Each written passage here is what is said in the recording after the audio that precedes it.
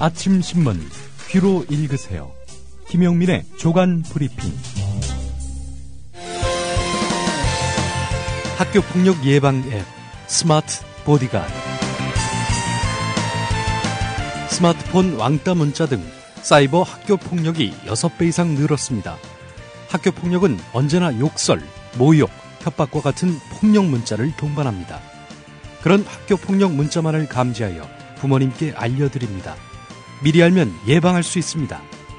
구글 플레이에서 학교 폭력 예방 전문 어플 스마트 보디가드를 설치하세요. 지금 설치하고 먼저 무료 이용해 보세요. 네, 아침 신문 훑어보는 시간입니다. 김용민 PD로부터 조간 신문 브리핑 받아보시겠습니다. 안녕하십니까? 네, 안녕하십니까? 예, 어제 굵직한 뉴스들이 많았는데요. 예. 첫 소식 어떤 거 꼽으셨습니까? 예, 박근혜 대통령이 윤진숙 해양수산부 장관을 전격 해임한 것, 이거는 민심 위반을 조기 수습하기 위한 조치로 볼 수 있다는 내용으로 시작한 한 경향신문 기사입니다. 자, 해임, 사퇴, 둘 다 물러나는 건 마찬가지인데요. 예. 무슨 차이가 있느냐? 강제로 퇴직시키는 처분이 바로 해임입니다. 윤진숙 장관이 바로 해임이 된 경우입니다. 예. 공무원 징계를 보면은 파면, 해임, 강등, 정직, 감봉, 견책 이건데요. 파면 다음으로 매우 중한 징계라 할 수 있겠습니다. 해임 이후에는 3년 동안 공무원으로 임용될 수 없습니다.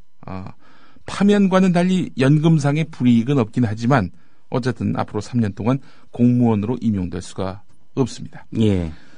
반면에 이제 사퇴 같은 경우에는 스스로 물러나는 그런 형식 아닙니까?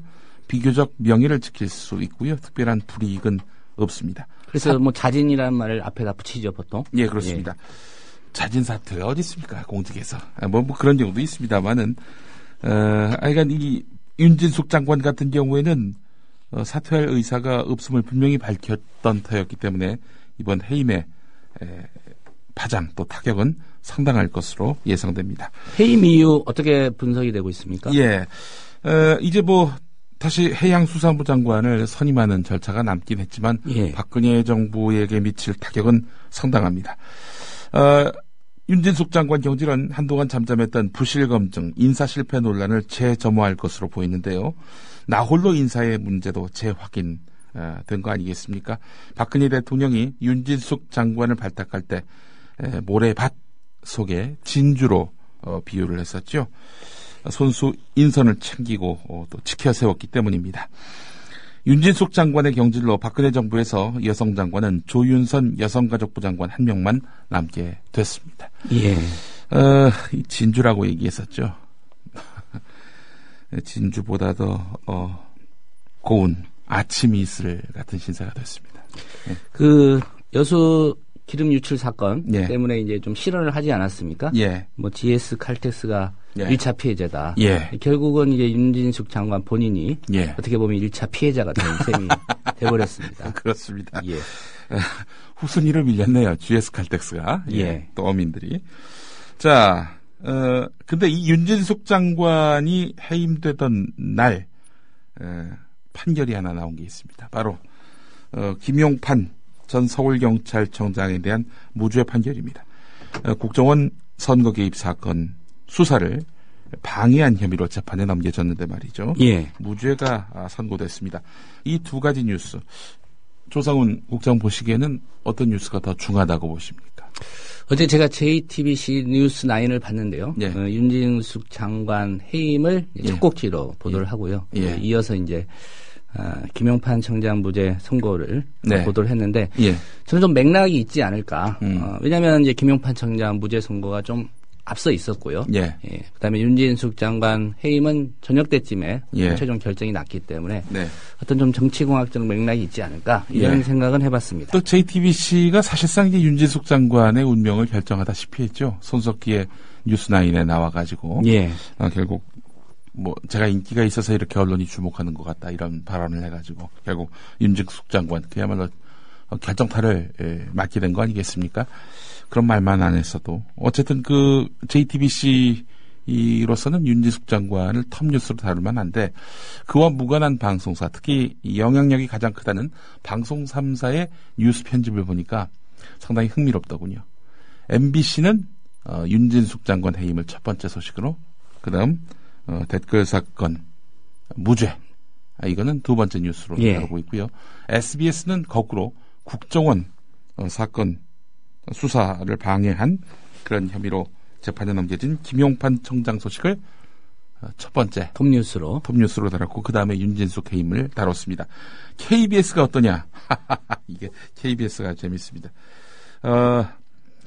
여섯 번째 꼭지로 윤진숙 장관 경질 소식이 나왔고요. 이건 또 해설 기사까지 덧붙였습니다. 그래서 두 꼭지였고요. 그 다음에 이제 김용판 무죄 소식이 이렇게 나오게 된 겁니다. 톱뉴스는 뭐였습니까? 톱뉴스는 DMZ 평화공원, 이건 박근혜 대통령이 하겠다라고 했던 사실상의 공약 아닙니까? 예. DMZ 평화공원을 연내에 추진하겠다라는 소식이었습니다. 예. 땡방 뉴스로 요즘 KBS가 아주 급격하게 색깔을 뚜렷이하고 있습니다.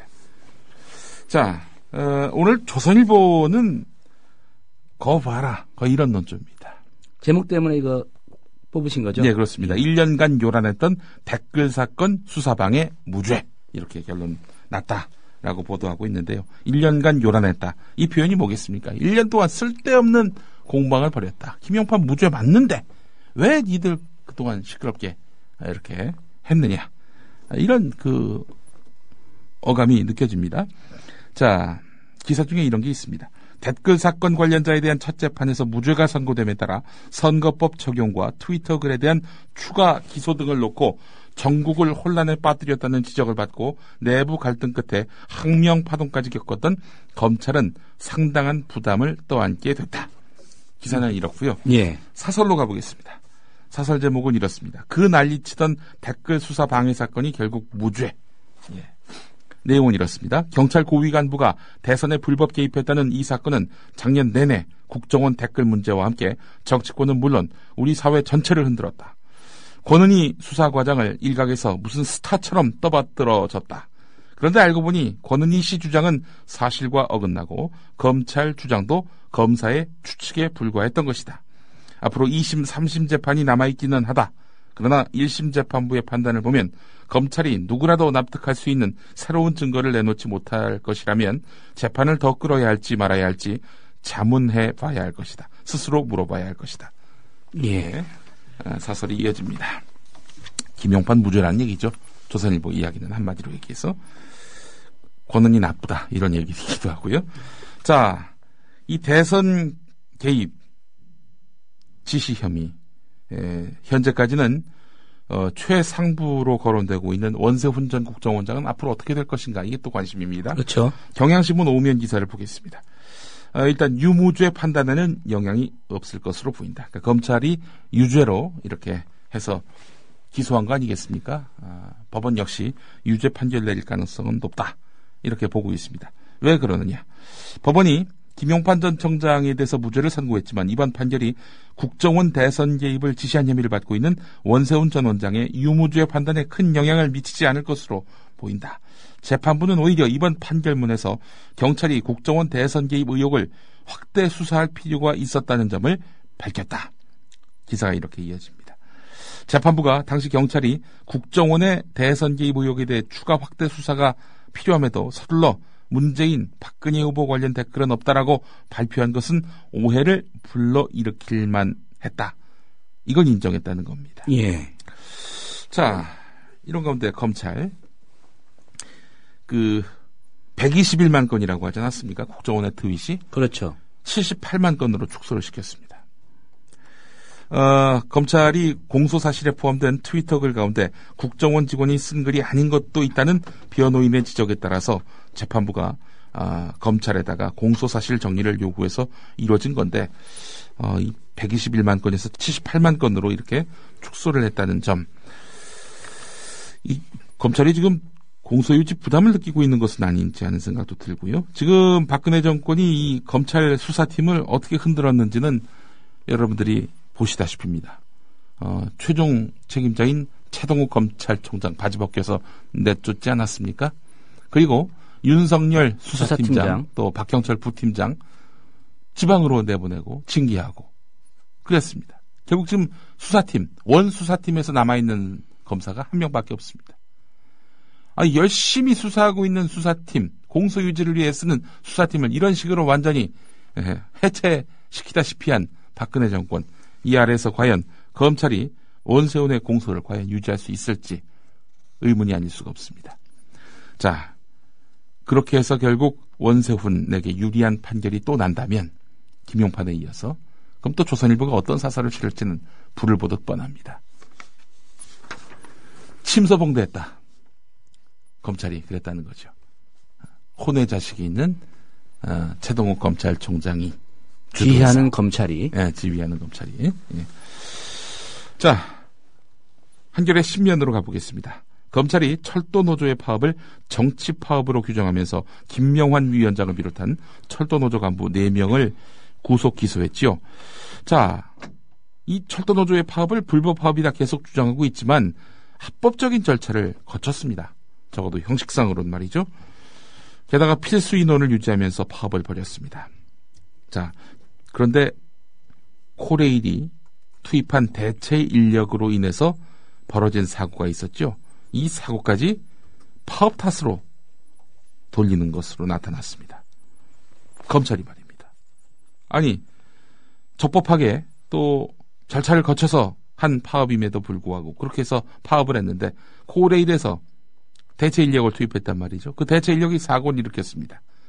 그 책임까지 모두 코레일 노조에게 뒤집어 씌우는 그런 격입니다. 예. 그 앞으로 이런 식으로 검찰이 주장하는 논리가 받아들여진다면은 어떻게 되겠습니까?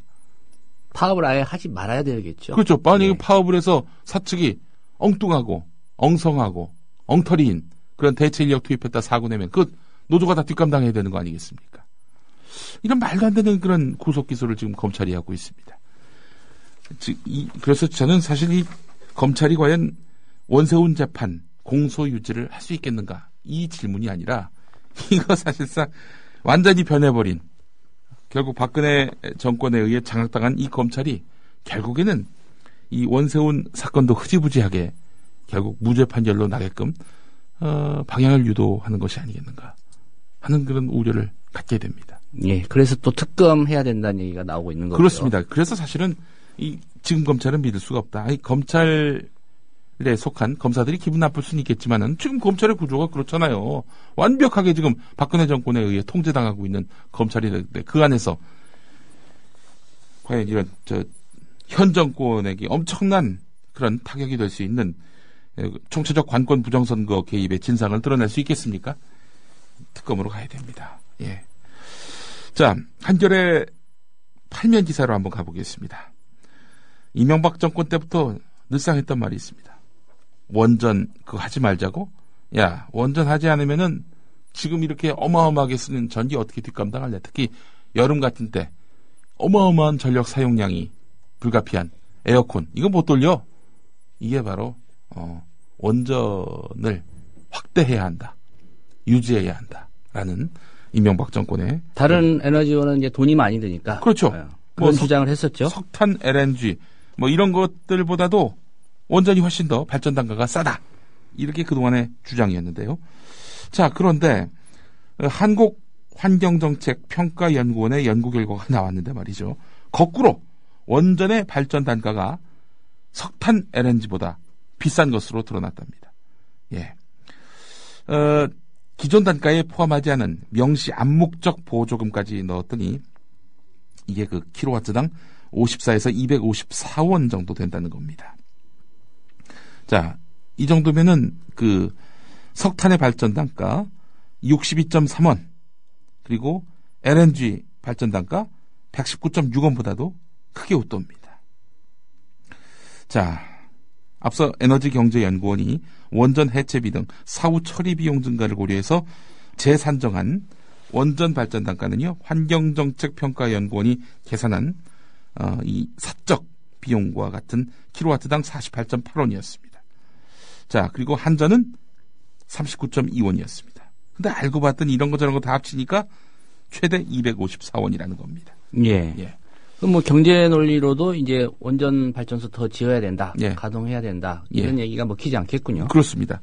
뭐 원전이 왜 위험한지는 후쿠시마 사고를 통해서 이미 확인하셨습니다만은 이 문제가 뭐냐면은 사용 후 연료, 원전을 가동하는 데 있어서 이제 원전이 이제 가동돼 가지고 발전된 그런 전기들, 그 전기를 만들기 위해서 연료가 쓰이지 않겠습니까? 예. 그 연료 그거 쓰고 난 다음에 어떡하느냐? 이게 꺼지질 않아요. 이게 꺼지질 않기 때문에 이게 위험한 겁니다. 이 재처리 시설이 우리나라에 제대로 없어요. 이런 상황이라면은 이 앞으로 이 우리 사회에 엄청난 짐이 될 이런 사용 후 이런 핵 연료, 이건 또 어떻게 감당할 것인지, 이거에 대한 계산까지 따져보면은 이 원전을 유지하는 것이 과연 타당한지 근본적인 의문을 또 우리는 갖지 않을 수가 없는 겁니다. 예. 자, 한두 가지 기사 더 살펴볼까요? 네. 한국일보 기사 하나 보겠습니다. 서울교육청이 말이죠. 초등학교 돌봄 교실을 이제 준비하는 과정에서 이 강사들이 있지 않습니까?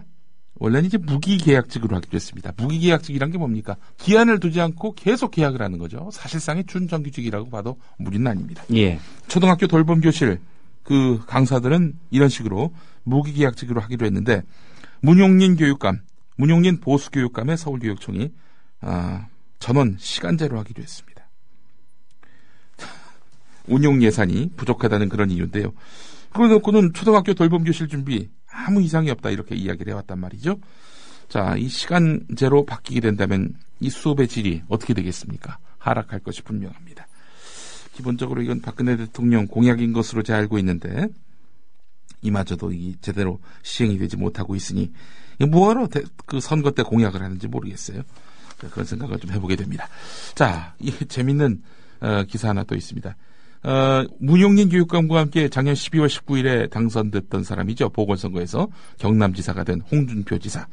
홍준표 지사에게 타격을 가하기 위해서 안상수 전 대표가 이렇게 꼼수를 썼습니다.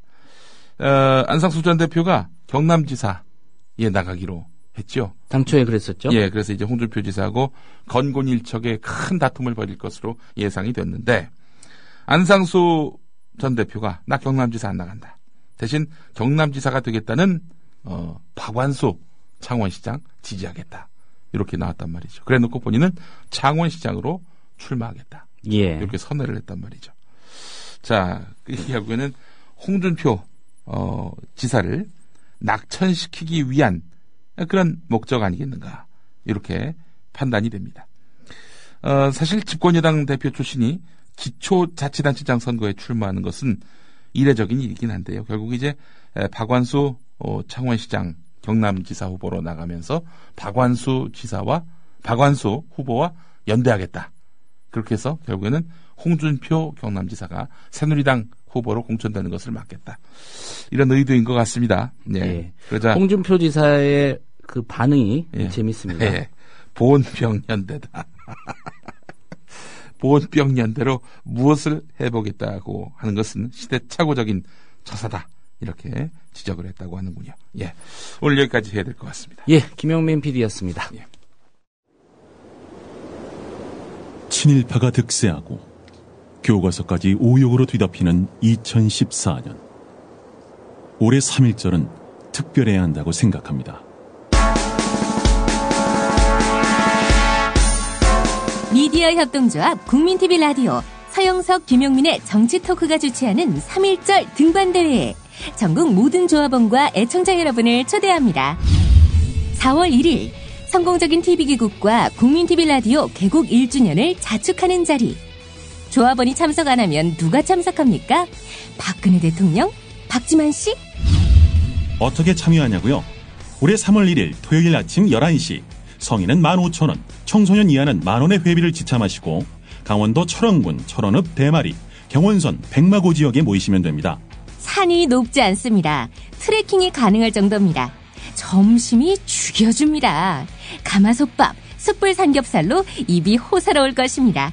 인절미를 만드는 떡매치기까지. 다시 한번 정리합니다. 3월 1일 토요일 아침 11시 경원선 백마고 지역에 모여주세요. 신청과 문의는 조합원 백마고지 김정일님 010-9523-5400입니다.